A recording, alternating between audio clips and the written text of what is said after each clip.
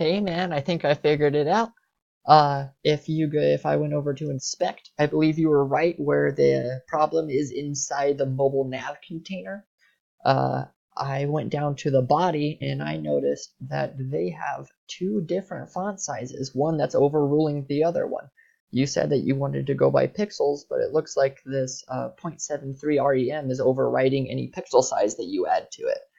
So I switched them around and made it where it was 16 pixels. Let's do 15 because that's what you had. 15 pixels.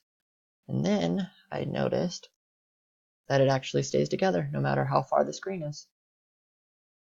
I can shorten it and it stays the same width. So I believe that that is our culprit right there.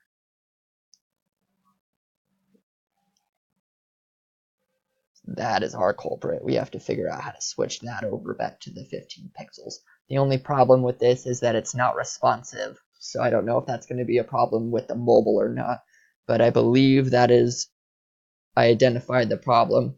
So tell me if I need to do some more digging to figure out how to get it to be responsive for mobile or not, or if I actually solved it. So hell yeah, I'm pretty proud of myself on that one. If that is the case anyway.